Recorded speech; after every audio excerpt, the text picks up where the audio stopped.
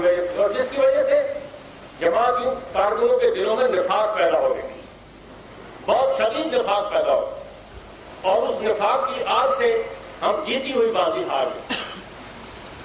باقی سب باتیں، سب چھوٹی چھوٹی باتیں بہت ہیں کہ یہ ہوا وہ ہوا، وہ سب باتیں صحیح ہوں گی اپنی جگہ، غلط بات بھی نہیں ہے بتا، لیکن بنیادی بات جو میں سمجھتا ہوں کہ یہ بات ہوئی، اس لیے میں نے اس دفعہ اپنے کارکنوں سے کہا جگہ جگہ کہ آپ دل کھول کر بات کریں، کوئی ہم سے جو کوتاہی ہوئی ہے، غلطی ہوئی ہے، کمی ہوئی ہے، بیشی ہوئی ہے، زیادتی ہوئی ہے، نہیں ہوئی ہے، یہ ساری باتیں آپ بڑے شوق سے تو اس لیے کریں کہ آپ کا اپنا دل کا غبار نکل جائے، کہ آپ کے دل میں ایک بات تھی اس کو کہنے کا موقع نہیں ملا، اور اس لیے بھی کریں کہ اس سے اطلاعات بھی درست ہو جائیں گی۔ یہ جتنی باتیں آپ نے یہاں کہی ہیں ان میں سے اکثر باتوں کی اطلاعات غلط ہیں، وہ سنی سنائی بات ہے۔ مثلا یہ جو دوران بیٹھے ہمارے سامنے، ان کے بارے میں یہاں بات ہوئی اور بھی ہم نے سنی باتیں، میں نے خود سکندر صاحب اور میں نے آپس میں بات کی کہ چودھری نور عالم قابل اعتماد نہیں رہے، اور بات ہم نے کوئی بازار میں سن کے نہیں کی۔ ایک آدمی جو ہم سے چلا گیا تھا، جماعت کا آدمی، بڑا ذمہ دار آدمی، اسے کہا کہ نور عالم اگر نہیں مانتا کہ وہ آپ کے ساتھ نہیں ہے تو میرے سامنے لے آؤ، اس کو میرے سامنے بات کرے، کیسے کہتا ہے کہ وہ آپ کے ساتھ؟ یعنی یہاں تک لوگوں نے اعتماد دلوایا، لیکن بعد میں ثابت ہوا کہ بے شمار باتیں جھوٹی تھیں، غلط تھیں، افواہیں تھیں، دھوکہ تھا، ایک دوسرے کو متاثر کرنے کے لیے کی گئی۔ تو اس طرح یہ گفتگو کرنے سے، مجلس میں گفتگو کرنے سے اطلاعات بھی درست ہو جاتی ہے، اس میں کوئی حرف کی بات نہیں ہے، کوئی ناراضگی کی بات نہیں ہے، بالکل کسی صورت ہم فرشتے نہیں ہیں، کوتاہیاں ہوئی ہیں تو یقیناً اس کو تسلیم کریں گے اور اس کا عدالت، بلکہ بعض باتیں ہماری کوتاہیاں اگر ہمیں خود معلوم ہو جائیں تو آپ کو بیان کرنے کی بھی ضرورت نہیں ہے کہ کوتاہیاں کیا ہوئی ہیں، ہمیں خود اس کا آہستہ آہستہ آہستہ وقت کے ساتھ احساس ہونا شروع ہو جائے گا کہ کیا کوتاہیاں ہم سے ہوئی۔ تو یہ ایک میں عرض کر رہا تھا کہ اس وقت جس صورتحال سے ہم دو چار ہیں اس کے وہ دو قسم کی ہے۔ ایک یہ ہے کہ ہم سے کیا کوتاہیاں ہوں، اس پسپائی کا ہمیں منہ دیکھنا پڑا، یہ ایک بات ہے۔ اس کے لیے میں نے ایک تو میجر ایوب خان پر مشتمل ایک کمیٹی بنائی ہے، آپ سے بھی کہتا ہوں اور ان سے بھی کہا ہے کہ پوری دیانت کے ساتھ، امانت کے ساتھ، نہ کسی کی حمایت میں اور نہ کسی کی مخالفت، جو باتیں لوگوں کو معلوم ہے کہ یہ ہم سے کوتاہیاں ہوئی ہے، غلطیاں ہوئی ہیں، ان کا ایک ریکارڈ مرتب ہونا چاہیے، تاکہ اس پر اب تو ہم کچھ نہیں کر سکتے۔ ابھی اگر معلوم ہو جائے کہ یہ غلطی ہوگی اس کا ہم اس وقت تو کوئی اصلاح نہیں کر سکتے، لیکن آنے والے وقت میں جماعت کے لوگ ہم نہیں رہیں گے، جماعت میں زندہ رہیں گے اللہ کے فضل و کرم، تو آنے والے لوگ اس کا محاسبہ کریں گے اور اس کی اصلاح کریں گے۔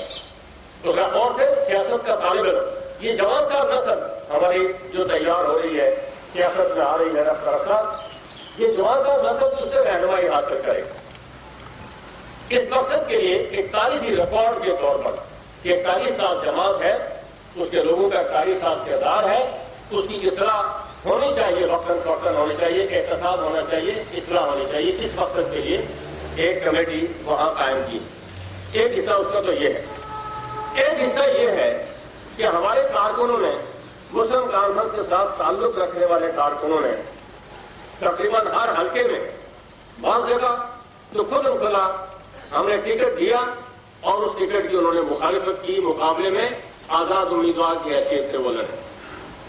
8-10 حلقے ایسے ہیں جہاں ایسا ہوا ہے۔ پھر بعض جگہ ہمارے کارکنوں نے اس طرح تو نہیں کیا، لیکن انہوں نے کہیں برادری کے نام پر، کہیں رشتہ داری کے نام پر، کہیں کسی اور نام پر، کہیں اس نام پر کہ ہمیں فلاں آدمی پسند ہے، فلاں ناپسند ہے، تو انہوں نے ووٹ مسلم کانفرنس کو نہیں دیا۔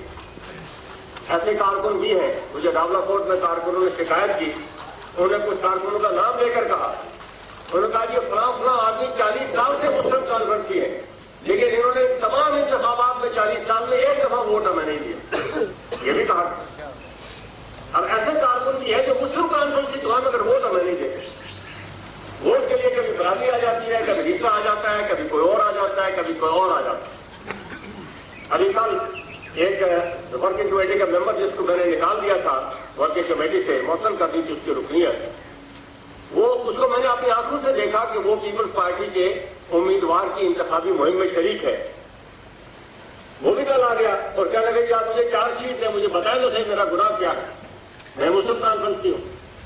تو یہ ایسے کارکنوں کے بارے میں نے ہر جگہ ضلع کے کارکنوں سے کہا ہے، ضلع کی تنظیم سے کہا ہے کہ ضلع کی تنظیم ایسے تمام کارکنوں کا احتساب کریں، ان کا جائزہ لیں اور ایک رپورٹ مرتب کریں کہ آئندہ آنے والے 2-3 ماہ کے اندر رپورٹ مرتب کریں ایسے کون سے کارکن ہیں کہ جن کو پھر باقاعدہ جن کے خلاف کارروائی کی جائے. اس لیے کہ جن لوگوں نے اس مشکل وقت میں، آزمائش کے وقت میں ہمارا ساتھ نہیں دیا ہے، اور خاص طور پر ایک ایسی مشکل میں کہ جس میں ایک طرف لادینی سیاست ہے اور ایک طرف ہم لوگ دین کا نام لینے والے ہیں. ہم بہت دیندار نہ صحیح مگر دین کا نام لینے والے تو ضرور، دین کا مخالف نہیں اللہ کا فضل کرنا. ایک طرف ہم تھے. ایسے موقع پر جن لوگوں نے ہمارا ساتھ نہیں دیا ان کے بارے میں جماعت کے جو ادارے ہیں ان کو فیصلہ کرنا چاہیے کہ ان کے بارے میں کیا کیا جائے. جس کا جتنا گناہ ہے اس کے جن لوگوں نے ٹکٹ کی مخالفت کی، میں نے کہا کہ ان کو میں نے جماعت ان کی رکنیت معطل کر دی ہے، اور جنرل کونسل آنے والی جو جنرل کونسل ہے وہ اس کا فیصلہ کرے گی کہ وہ رکنیت کتنے سال کے لیے معطل کی جائے، 5 سال کے لیے، 10 سال کے لیے، عمر کے لیے، کتنے عرصے کے لیے معطل کی جائے. اس کا فیصلہ جنرل کونسل پر ہم چھوڑیں گے. لیکن میں نے اپنی طرف سے ان کی رکنیت معطل کر دی ہے. وہ جماعت کے اب رکن نہیں ہیں. جن لوگوں نے ہمارے ٹکٹ کی مخالفت کی ہے اور وہ مسلم کانفرنسی تھے وہ اب جماعت کے رکن نہیں رہے. ایک فیصلہ تو یہ ہم نے کر دیا. پھر اس کے علاوہ آپ لوگوں نے اپنی جگہ بیٹھ کر یہ سوچنا ہے کہ جو کارکن صحیح معنوں میں مخلص مسلم کانفرنسی دل سے، کیونکہ یہ خاص کا پتہ تو اللہ کو ہے، اور وہ کسی نہ کسی غلطی کی وجہ سے ہمارا ساتھ نہیں دیا، انہوں نے چپ بیٹھے رہے، ناراض ہو گئے، کچھ ہو گیا، ان سے بھی میں کہتا ہوں کہ وہ خود بخود جماعت کی تنظیم کو، ضلع کی تنظیم کو بتائیں، اور کوئی عہدہ آنے والے 5 سالوں میں ان کو نہ دیا جائے مسلم کانفرنس کے اندر، ان کو عہدہ داری نہ دی جائے مسلم کانفرنس کے اندر. وہ دوسری تیسری چوتھی صف کے اندر جا کر بیٹھے، اور جنہوں نے خود اور خدا جماعت سے بے وفائی کی ہے ان کے بارے میں پھر فیصلہ کیا جائے کہ ان کی رکنیت کتنے عرصے کے لیے. تو ایک پہلو اس کا تو یہ تھا جو جماعت کی تنظیم کے ساتھ متعلق ہے، لیکن پھر دوسرے حصے میں بھی آ گیا ہے. تیسرا پہلو وہ مجموعی سیاسی صورتحال ہے جس کی وجہ سے کہ ہمیں کئی باتیں اس وقت سننا پڑتی ہیں اور ان کے بارے میں ہم کوئی حتمی فیصلہ صادر نہیں کر سکتے. مثلا ابھی ملک صاحب نے، آدم صاحب نے کہا کہ فیصلے سکندر صاحب کے بیٹے کا نام لیا، میرے بیٹے کا نام لیا، کہ اگر فیصلے یہ لوگ کریں تو ان کے فیصلوں کا احترام نہیں کیا جا سکتا. میں اپنا جو کچھ میرا علم اور سمجھ ہے میں اس کے مطابق کہہ سکتا ہوں کہ ابھی سکندر صاحب کو بیٹا تو ابھی سیاست میں نہیں ہے، پڑھ رہے ہیں بیٹے، میرا بیٹا سیاست میں ہے، لیکن ابھی میں اللہ کے فضل و کرم سے اس قابل ہوں کہ میں سیاسی فیصلے خود کروں، بیٹا میرے لیے فیصلے نہ کرے. کوئی ہمارا بیٹا اگر اپنے لیے صحیح فیصلہ کرے تو وہی بڑا غنیمت ہے. اس وقت ہم نوجوانوں کے علم اور سیاست اور تجربے سے بہت اچھی طرح واقف ہے. ابھی نوجوانوں نے ہم پر تو اعتراضات ضرور نوجوان کرتے ہیں، مگر ابھی نوجوان پانی میں کھڑے ہیں تو یہ بات کر رہے کہ اگر میرے بیٹے کے کردار میں کوئی غلطی ہے، کوئی خامی ہے، تو اس کے لیے کوئی مجلس، ایک میرا بیٹا یا کوئی اور جو بھی ہو، اس کے لیے اگر ضلع میں ہے تو ضلع میں، مرکز میں ہے تو مرکز میں کوئی مجلس منعقد ہونی چاہیے تاکہ یہ بات جو ہے واضح ہو جائے کہ کس کا کیا قصور ہے. مثلا یہ بات میں نے کئی جگہوں سے سنی ہے، ایک جگہ سے نہیں، جب سے میں چل رہا ہوں مظفرآباد سے، کہ حکومت سازی میں حکومت جو ہماری نہیں بنی، ابھی کہا گیا کہ حکومت بن سکتی تھی اور ہم نے نہیں بنی، اور یہ بھی کہا جاتا ہے کہ حکومت میں نے نہیں بننے دی، اور یہ بھی کہا جاتا ہے کہ میرے بیٹے نے نہیں بننے دی، اور یہ بھی کہا جاتا ہے کہ کسی اور نے نہیں بننے دی. یہ باتیں قانون جو بری بات جنگل کی آگ کی طرح پھیل جاتی ہے. نیکی کی بات بہت دیر لگتی ہے اس کو پھیلنے میں، یہ قدرت کا اپنا اصول ہے، قاعدہ ہے. یہ باتیں بہت پھیلی ہیں، مگر ان باتوں پر بھی کوئی لحاظ کیے بغیر اگر اس کو واقعی ہماری جماعت کے جو لوگ ہیں وہ یہ محسوس کریں کہ حکومت بننے میں جو رکاوٹ پیدا ہوئی بن سکتی تھی اور نہیں بن سکی، اس میں اگر میرا کوئی قصور ہے تو مجھے اس کا جواب دہ ٹھہرانا چاہیے. اگر میرے بیٹے کا قصور ہے، کسی اور کا قصور ہے، کسی اور کا قصور ہے، تو اس کو جواب دہ ٹھہرانا چاہیے. لیکن ایک بات میں آپ سے یہ گزارش کروں کہ جو میری تفصیل میں اس وقت نہیں جاتا، لیکن سرراست میری جو معلومات ہے وہ یہ ہے کہ ہم حکومت بالکل نہیں بنا سکتے. اس وقت ہمیں خیال تھا کہ ہم بنا سکتے ہیں، لیکن جب یہ واضح ہو گیا کہ 3 آدمی، پہلے تو 4 مشمول چودھری نورعالم کے 4 سمجھے جاتے تھے، لیکن جب یہ واضح ہو گیا کہ یہ 3 آدمی یا 4 آدمی ہمارے ساتھ نہیں ہیں، تو پھر مجھے سمجھایا جائے گا حکومت کیسے بنا سکتے. حکومت بنانے کے لیے ہم جو 2 آدمی وہ ہیں آزاد اور 2 وہ، اور کسی نے تقریر میں بھی کہا کہ حیات خان ہمارے ساتھ بیٹھے تھے اور قمر بیٹھے تھے. قمر نے بھی یہ کہا کہ اگر سردار سکندر ان کے ووٹ سے وزیر اعظم بنے تو وہ ووٹ سردار سکندر کو دیں گے. اب پہلے تو ہم سردار سکندر کو وزیر اعظم بنا سکتے تو پھر قمر سے ووٹ دیتے. حیات خان نے بھی یہ کہا کہ حکومت تمہاری بنے گی تو میں تمہیں ووٹ دوں گا. اس کا مطلب یہ ہے کہ وہ بھی ہمارے ساتھ نہیں تھے، یعنی وہ انڈیپینڈنٹلی ہمارے ساتھ نہیں رکھتی تھی. میری تو ابھی تک سمجھ میں نہیں آیا کہ حکومت بنانے کا کون سا ایسا فارمولا تھا خفیہ. اور یہ کہا کہ اگر پارلیمانی لیڈر ہم سمجھتے، میں تو اپنی طرف سے یہ سمجھتا تھا کہ سردار سکندر ہمارے پارلیمانی لیڈر ہیں، لیکن سردار سکندر کے اور میرے درمیان بیٹھ کر 2-3 مجلسوں میں بات ہوئی تھی کہ ہم جو لوگ جا رہے ہیں ان کو نکال کر ہم حکومت نہیں بنا سکتے. تو پھر یہ کہا گیا تھا کہ اگر یہ بنا سکتے ہیں حکومت کچھ اور لوگوں کو شامل کر کے تو ان کو ہی بنا دیا جائے. تو اس لیے یہ کہنا کہ پارلیمانی لیڈر ہم اس وقت نامزد کر دیتے تو حکومت بن جاتی، میرا خیال میں یہ بھی صحیح نہیں ہے کہ اگر ہم سردار صاحب کو کرتے، سکندر صاحب کو، تبھی وہ 3 آدمی ہمارے ساتھ نہیں تھے، نہیں بن سکتی تھی. وہ 3 نہیں ہوتے تو 2 اور نہیں ہوتے، وہ 2 اور نہیں ہوتے تو پھر 2 اور نہیں ہوتے انڈیپینڈنٹ. تو اس لیے حکومت نہیں بن سکتی تھی. اور اگر ہم چودھری یوسف کو نامزد کر دیتے تو پھر بھی میرا خیال ہے کہ وہ ہماری حکومت نہیں بن سکتی. اس لیے اور چودھری یوسف صاحب نے جو کردار ادا کیا وہ آپ کے سامنے ہے کہ اگر حکومت بنا کے بن جاتی اور وہی کردار ادا کرتے تو پھر آپ اور میرے پاس کیا ذریعہ تھا کہ ہم زنجیر ڈال کے ان کو کمر سے پکڑ رکھتے اور وہ نہ جاتے.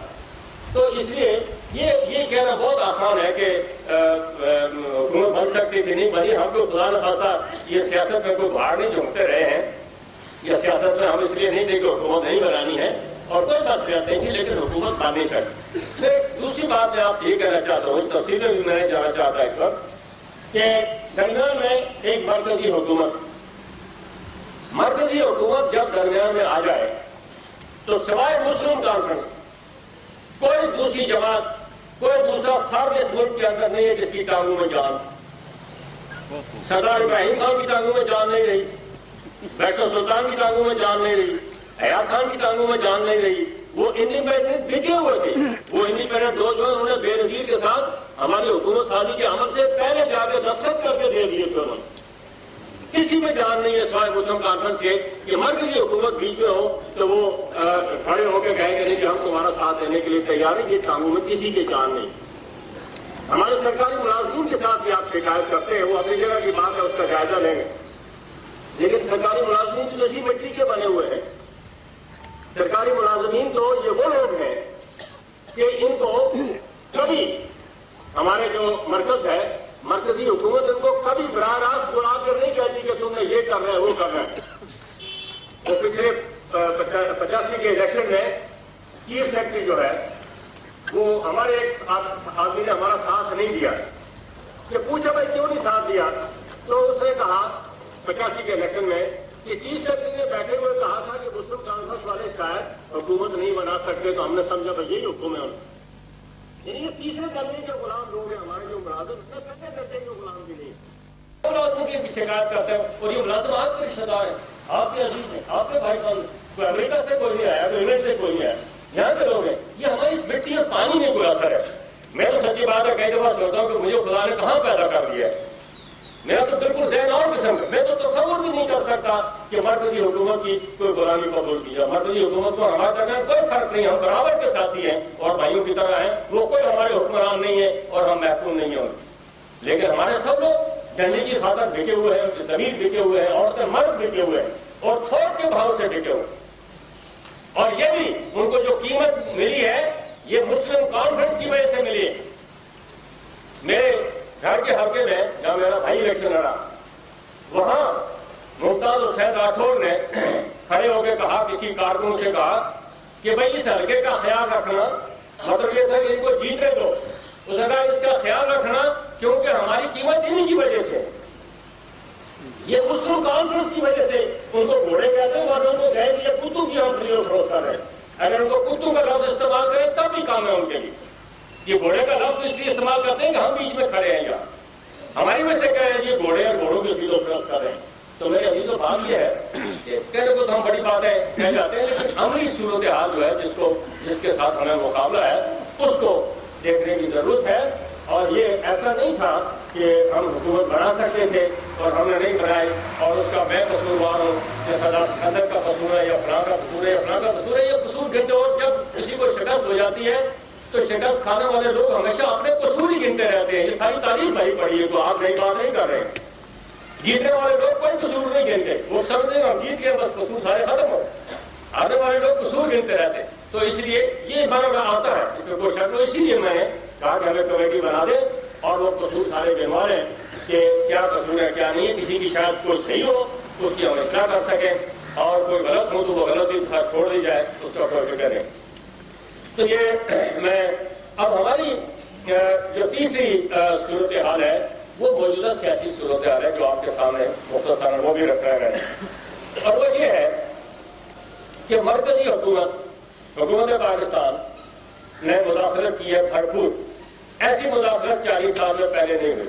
پہلے کوئی ایک آدمی چوری چھپے آتا تھا، کہتا تھا 24 منسٹر 23 سے 24 منسٹر مرکزی وزراء بھاگتے پھرتے رہے ہیں اور جنگل کریا وہ بھاگے پھرے ہیں. انہوں نے مداخلت کی اور وہ مداخلت کر کے پیسے کے زور سے، انتظامیہ کے زور سے، ہماری انتظامیہ پر یقیناً یہ سوال ایک عام کارکن کو کہہ سکتا ہے کہ انتظامیہ آپ کی تھی، آپ نے کیوں ایسا نہیں کیا ویسا نہیں کیا.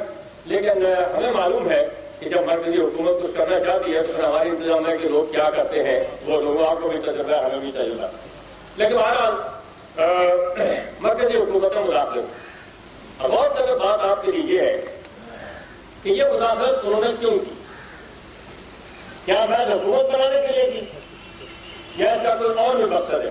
مسلم کانفرنس کے کارکنوں یہ بات آپ کی سمجھ میں آنی چاہیے. اس مداخلت میں کرنے میں میرے خیال میں نمبر 1 بات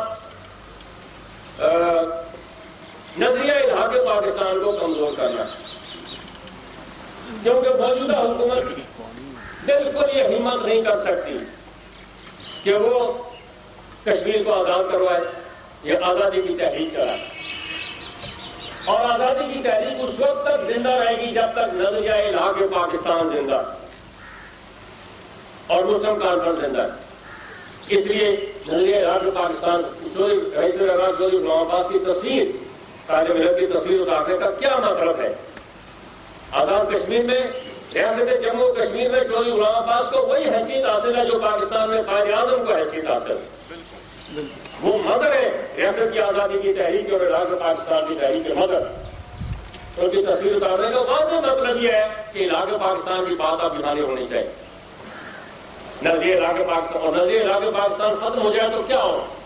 اس کے نتیجے میں ریاست تقسیم ہو جائے گی، اور تقسیم میں یہی آزاد کشمیر اور شمالی علاقہ جات اس سے بھی کچھ کم کر کے ملے گا حکومت پاکستان کا، اگر بس چلے زیادہ نہیں ملے گی. یہ وہ بنیادی سازش ہے جس کے لیے ایک تو یہ ہے، سازش کا حصہ ہے کہ کشمیر کو تقسیم کر کے معاملات کو ختم کرنا چاہتے. دوسرا بڑا اہم نقطہ اسی طرح یہ ہے کہ اس وقت ہماری سرحدات پر فوج کھڑی ہے. آپ اخبارات روز پڑھتے ہیں، روز میٹنگیں دیکھتے ہیں، سنتے ہیں، فوجوں کے کمانڈر چیفوں کے بیانات پڑھتے ہیں اور سنتے ہیں. یہ سب کو کھیل تماشا تو نہیں ہو رہا ہے، اس کی اپنی ایک اہمیت ہے. اس وقت جس وقت ہماری فوجیں کھڑی ہیں سرحدات پر اور فوج کو آزاد کشمیر کے لوگوں کی اخلاقی حمایت کی ضرورت ہے، کب لڑائی ہو جائے. پیپلز پارٹی کا کوئی آدمی، ایک فرد پیپلز پارٹی سے تعلق رکھنے والا ایک انگلی نہیں بھارت کے مقابلے میں اٹھانے کی ضرورت کر سکتا. ان کے ساتھ ملے ہوئے ہوں گے جا کر کے ہم تو آپ کے ساتھ تھے پہلے سے. اور مرکزی حکومت کے دین ایمان کا بھی ہمیں کچھ پتہ نہیں ہے. یہ سب چیز سوچ سمجھ کے کی جا رہی ہے کہ آزاد کشمیر پر ہندوستان کی فوج کے لیے راستہ ہموار کیا جا رہا ہے کہ حملہ کرے. اس وجہ سے انہوں نے آزاد کشمیر میں یہ تحادی کی ہے, بدعنوانی کی ہے, بددیانتی کی ہے اور قبضہ کیا ہے. یہی بات ہندوستان کی حکومت 40 سال سے کشمیر میں کرتی رہی ہے. اسی طرح انتخابات کرواتے, اسی طرح قبضہ کر رکھا تھا, اور اس قبضے کا کہ جواب ہے کشمیریوں نے ان کے منہ پر جوتا مارا, اور 40 سال کے بعد بھارت کو پتہ لگا کہ کشمیری کا پاکستان ہندوستان کے ساتھ نہیں. یہ وہی بات آج ہو رہا ہے. اس موقع پر ایک طرف انتخابات ہو رہے ہیں, مسلم کانفرنس کو کمزور کیا جا رہا ہے, اور دوسری طرف خود مختار کشمیر کا اعلان ہو رہا ہے. خود مختار کشمیر کا اعلان کرنے والا امان اللہ خان اعلان کرنے سے پہلے لگاتار پاکستان کا ٹیلی ویژن اور اخبارات اٹھا کر دیکھیں تو اس کا پروگرام ٹیلی ویژن پر اس طرح آتا تھا جس طرح جارج بش کا پروگرام آتا ہے ٹیلی ویژن. امریکہ سے آج یہاں اٹھا, آج وہاں بیٹھا, آج یہ کھانا کھایا, آج یہ گفتگو. یہ ہمارا ٹیلی ویژن اس کو پروجیکٹ کرتا رہا, پروجیکشن دیتا رہا, اور پھر بیچ سے اچانک انہوں نے اعلان کروا دیا. اور ادھر سچا ہونے کے لیے انہوں نے کہا کہ نہیں ابو تو خود مختار کے ساتھ نہیں ہے. سب کس کے ساتھ کی فراڈ کر رہے ہیں, دھوکہ کر رہے ہیں. خود مختاری کا اعلان بھی تقسیم کشمیر کے معنی رکھتا ہے, اور صوبہ بنانے کا اعلان بھی جو بھٹو نے کیا تھا وہ بھی تقسیم کشمیر کا معنی, دونوں کے معنی ایک. یہ سوچی سمجھی سازش ہے. مگر کشمیریوں ان سے تو کمزور نہیں ہونا جو ہندوستان کے مقابلے میں آج لڑ رہے ہیں کہ آپ ان سے گئے گزر گئے ہیں. انہیں ذرا اپنے گریبان میں جھانک کے دیکھیں کہ وہ کشمیری کس قیامت میں ہندوستانی فوج کا مقابلہ کر رہا ہے. ان کی عورتوں نے ہتھیار اٹھائے ہوئے ہیں, ان کے بچوں نے ہتھیار اٹھائے ہوئے ہیں. وہ کشمیر کے 400 سال سے ہم کہتے تھے کہ امن پسند ہے اور بندوق کا نام نہیں سننا چاہتا. آپ تو بڑے بہادر ہوئی, بڑے جواب اور بڑے جگار, بڑے لڑاکا, بڑے ووٹ کے فتح کیے تھے. آپ کو آج اس طرف سے ہٹا کر نالیوں, ٹوٹیوں, زکات کونسلوں, یونین کونسلوں اور ان سب چیزوں پر لگایا جا رہا تھا کہ آپ کی ساری کوششوں کو صحت میں لگ جائے اور دشمن آسانی سے آپ پر حملہ کر سکے, کشمیر تقسیم ہو جائے. یہ سوچی سمجھی سازش ہے جس کے ذریعے کوئی معمولی کام نہیں تھا کہ ہم حکومت نہیں بنا سکے. آج آزاد کشمیر میں منصفانہ انتخابات ہو کہ اس پارٹی کا نام کوئی نہیں رہے گا آزاد کشمیر کا. معلوم ہو جائے آپ لال کا بہت ہی نہیں معلوم ہو جائے گا کہاں. سردار ابراہیم خان پیپلز پارٹی کی حمایت کے ساتھ الیکشن لڑے جو پیپلز پارٹی کے صدر ہیں, اپنے گھر کے حلقے میں ہار گئے, اور دوسرے حلقے میں جا کر بندوقوں کے توپ کے زور سے اور پیسے کے زور سے 5,000 روپیہ فی ووٹ انہوں نے خرید کر 100 ووٹ حاصل کیا ہمارے ایک غریب کارکن کے مقابلے میں. پیپلز پارٹی کی حقیقت تو یہ ہے بیچ میں 8 آدمی وہاں قتل کر کے انہوں نے وہاں کامیابی حاصل کی. کوئی جگہ ایسی نہیں ہے جہاں پیپلز پارٹی کا کوئی کارکن سر اٹھا کے کہہ سکے کہ میں انتخاب لڑ کے جیت کے آیا ہوں. یہ سب دھمکی و بدعنوانی کی پیداوار ہے. اس سے پتہ چلتا ہے کہ پیپلز پارٹی کا کوئی وجود آزاد کشمیر کے اندر نہیں. یہ مسلم کانفرنس اللہ کے فضل و کرم سے جو اپنی کوتاہیوں, کمزوریوں, خرابیوں ساری چیز کے باوجود آج ریاست جموں کشمیر کا آج بھی سوال اعظم مسلم کانفرنس ہے. سردار صاحب نے آپ کو بتایا کہ ہندوستان کی سنگینوں کے سائے میں 25,000 آدمی نے سوپور میں جلسہ کر کے مسلم کانفرنس کا اعلان کیا, اس کا جھنڈا بلند کیا. تو میرے عزیزوں, یہ وہ سازش ہے جو ہمارے خلاف کی جا رہی ہے. اب اس سازش کا مقابلہ کیسے کریں. ابھی کا بیان تھا ممتاز خان راٹھور کا کہ سدا اسکندر بڑے اعتدال پسند سیاسی لیڈر, کہنے کا اس کا مطلب یہ تھا کہ سردار قیوم انتہا پسند. پھر میرے ساتھ ملاقات ہوئی تو آپ کہا جی سردار قیوم کا رویہ بڑا مثبت, مطلب ہے کہ اسکندر صاحب کا رویہ منفی ہو گیا. نہیں, یہ ایسا ایک وہ سمجھتے ہیں کہ شاید ہم بچے ہیں, ہم یہ باتیں نہیں سمجھتے. ہم یہ سب باتیں سمجھتے ہیں اللہ کے فضل و کرم سے, لیکن ان کو جھوٹی موٹی ایک کامیابی مل گئی ہے, اس لیے وہ جو مرضی کہہ سکتے ہیں. ریڈیو ان کے پاس ہے, ٹیلی ویژن ان کے پاس ہے, اخبارات ان کے پاس ہے, جو چاہے وہ کہہ سکتے ہیں. مگر میرے بھائیوں, عزیزوں, کارکنوں, میں آپ سے یہ کہہ رہا تھا کہ سرحدی حالات کو خراب کرنے کے لیے سوچی سمجھی سازش کے تحت آزاد کشمیر میں, اور اس کا نقصان ہم کو ہے. اس کا فائدے میں تو شاید درخت کا پھل کھانے میں تو چور بھی کھا لیتا ہے, بدماش بھی کھا لیتا ہے, لیکن اس کی حفاظت اس کا مالک ہی کر سکتا ہے, دوسرا نہیں کر سکتا. اس کا نقصان ہمیں ہے. کیونکہ ہم اس جگہ کے رہنے والے ہیں، ان میں سے کسی کا کوئی نقصان نہیں ہو، یہ سب طرف ملے ہوئے ہیں، کوئی ادھر ملا ہوا ہے، ادھر ملا ہوا ہے، کسی کا کوئی ٹھکانا ہی نہیں۔ اس لیے مسلم کانفرنس کے کارکنوں، آپ کی بڑی ذمہ داری، آپ نے اس ملک میں عزت سے رہنا ہے، غیرت سے رہنا ہے، آبرو سے رہنا ہے۔ لڑائی ہندوستان کے ساتھ ہو جائے تو ایک ایک انچ پر آزاد کشمیر کے لوگوں آپ نے لڑنا ہے، اپنی غیرت کے لیے لڑنا ہے، ایک انچ اپنی سر چھوڑ کے نہیں جانا۔ اس مقصد کے لیے جماعت کی تنظیم ضروری ہے، جماعت کو منظم کرنا بے حد ضروری ہے، جتنی جلدی یہ منظم کی جا سکے۔ ضمن یہ ذکر بھی آیا کہ اکرم صاحب نے کیا ناشکری کی بات۔ میں نے جتنی میٹنگیں مسلم کانفرنس کے پلیٹ فارم سے ہوئی ہیں اس سارے عرصے میں ہر میٹنگ میں کہتا تھا کہ ہم ناشکری کے مرتکب ہو رہے ہیں۔ ٹھیک ہے، بھائیوں میں لڑائی بھی ہوتی ہے، جھگڑا بھی ہوتا ہے، اختلاف رائے بھی ہوتا ہے، سب باتیں ہوتی ہیں، لیکن اس کے باوجود جو خدا کی نعمتیں ہیں ان کی ناشکری نہیں کرنی چاہیے۔ ہمیں ناشکری کی تھوڑی سزا ملی، میں سمجھتا ہوں کہ جو ناشکرے لوگ ہیں ان کو سزا زیادہ ملنی چاہیے، لیکن تھوڑی سزا ہمیں ملی ہے اور موقع ہے کہ ہم توبہ کر کے اللہ تعالیٰ سے اس ناکامی کو فتح میں تبدیل کر دیں۔ یہ جو پسپائی ہوئی ہے میں اس کو ناکامی بھی نہیں کہتا، میں اس کو کہتا ہوں کہ یہ 10 مورچوں میں سے ایک مورچے پر ہمیں پسپائی ہوئی ہے، ایک مورچے پر دباؤ بڑھ گیا تھا، ہم پیچھے ہٹائے، اور جہاں ہٹائے تھے آپ کی سفر بتا رہی ہے کہ آپ وہاں کھڑے ہیں، ڈٹ کے کھڑے ہیں اور پیچھے نہیں آ رہے ہیں، وہیں کھڑے ہیں، یہ سفر بتا رہی ہے آپ۔ تو یہ کوئی ناکامی نہیں ہے، یہ کوئی شکست نہیں۔ اگر ہماری شکست ہوتی تو یہ 26 منسٹر نہ بنتے، 3-4 منسٹر ہی بنتے، مشکل سے 5 منسٹر بنتے۔ یہ ہماری قوت کا مظاہرہ ہے کہ مرکزی حکومت کے خلاف ہم نے الیکشن لڑا، ہمارے لوگ ہم سے بک گئے، پھر بھی آج 17-18 آدمی اللہ کے فضل و کرم سے ہمارے ساتھ کھڑے ہیں۔ یہ تو معمولی واقعہ نہیں ہے۔ شیخ عبداللہ جیسا آدمی نہیں کھڑا ہو سکا ہندوستان کی حکومت کے مقابلے میں، سردار ابراہیم نہیں کھڑا ہو سکا، کوئی نہیں کھڑا ہو سکا۔ اور ہم لوگ جو کھڑے ہیں تو ہماری تو فوج نہیں ہے پیچھے ہمیں رکھی ہوئی، ہمارا وہی ایمان، عقیدہ اور اخلاقی تقاضے ہیں جس کی بنیاد پر ہم کھڑے ہیں۔ تو ناشکری اب بھی، اور میں نے اسکندر صاحب موجود تھے ظفر آباد میں ایک مجلس میں سچے دل سے آپ سے کہہ رہا ہوں کہ ہمیں اجتماعی طور پر توبہ کرنی چاہیے، ہمیں خدا سے معافی مانگنی چاہیے۔ یہ نہیں کہنا چاہیے کہ میرا کیا قصور ہے میں کیوں معافی مانگوں، یہ نہیں کہنا چاہیے۔ ہم سب قصوروار ہیں، اگر نہیں بھی کسی کا قصور ہے تو اپنے بھائی کے لیے معافی مانگیں۔ خدا تعالیٰ کا یہی حکم، جو قصور تو اللہ جانتا ہے کس کا کتنا ہے کس کا کتنا نہیں، ہمیں کیا پتا ہے۔ ہم اجتماعی طور پر خدا سے معافی مانگیں کیونکہ مسلمانوں کی جماعت، ہم تو غیر مسلموں کی لادینی جماعت نہیں ہے، ہمیں تو اللہ سے ہر وقت ویسے استغفار کرتے رہنا چاہیے۔ اگر آپ اجتماعی طور پر خدا سے رجوع کریں گے تو میں وثوق سے کہہ سکتا ہوں کہ تھوڑے عرصے کے اندر انشاءاللہ ہماری یہ ناکامی فتح اور کھلی فتح میں تبدیل ہو سکتی ہے۔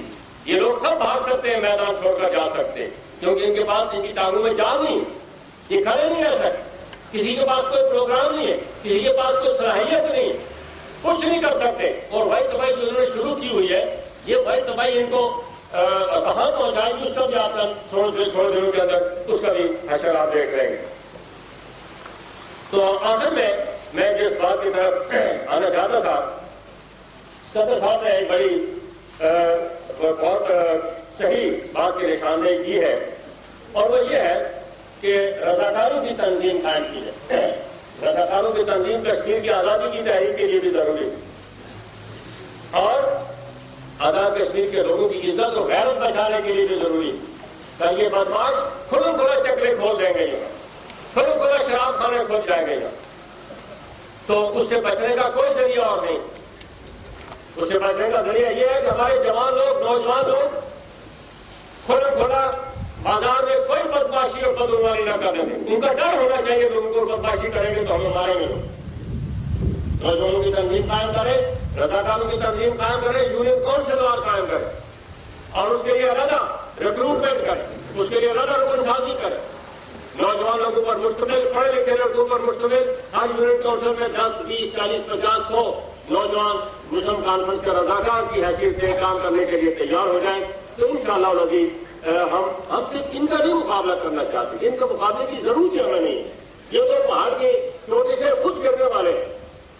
ہمیں تو آنے والے تعمیر کے لیے اور مثبت پروگرام کے لیے ضرورت ہے کہ ہم اپنی جماعت کی تنظیم منظم کریں اور رضاکاروں کی تنظیم جو ہے اس کو ہم منظم کریں. اور ایک تو یہ بات تھی. پھر اس کے علاوہ جماعت کی جو تنظیم ہے اس کے بارے میں ایک دو باتیں آپ سے کہنا چاہتا ہوں کہ صاحب نے 1987 کو رکن سازی کا سال قرار دیا، لیکن مجھے افسوس سے کہنا ہے کہ ایک سال شاید اس کو خیال یہ تھا کہ حکومت جس نے اعلان کیا کہ رکن سازی کرو، رکن سازی کی خود ہی کرے حکومت. ایسی بات ہے، ہمیں کچھ کرنے کی ضرورت نہیں. بہت تھوڑے لوگوں نے کہیں کہیں رکن سازی کی ہے، باقی کسی اور رکن سازی نہیں کی.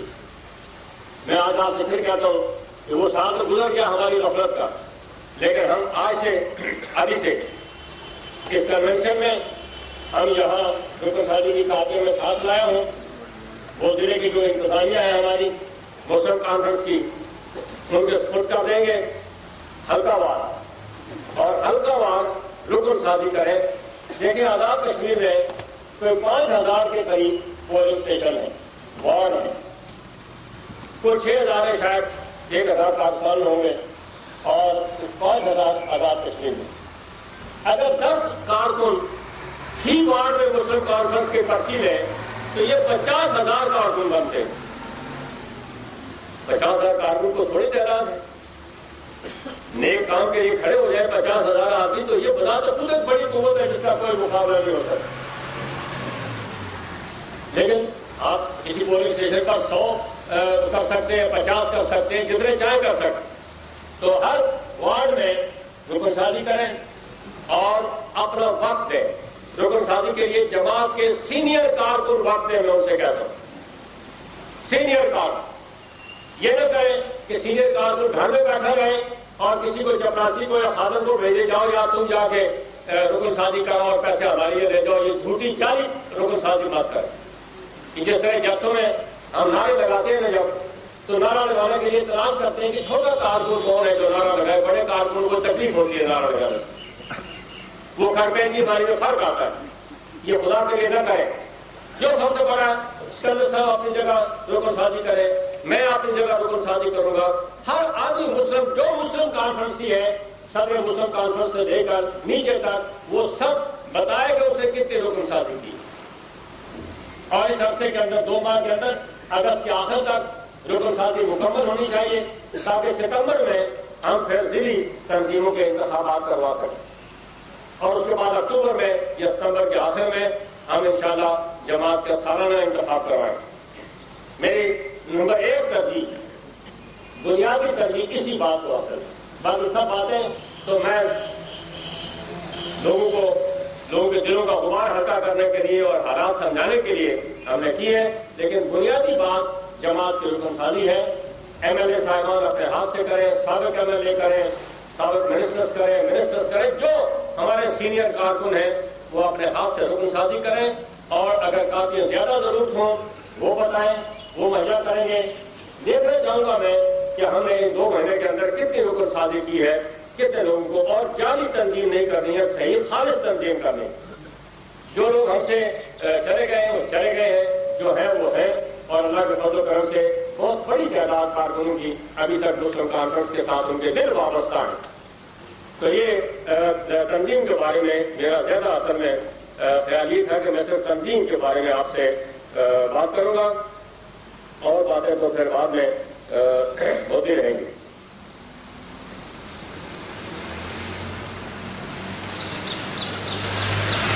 یہ بھی ملک صاحب نے کہا تھا، انہوں نے بہت مخلصانہ تقریر کی کہ ہم انتظار میں تھے کہ راٹھور اور وہ لڑیں گے. کوئی انتظار نہیں تھا.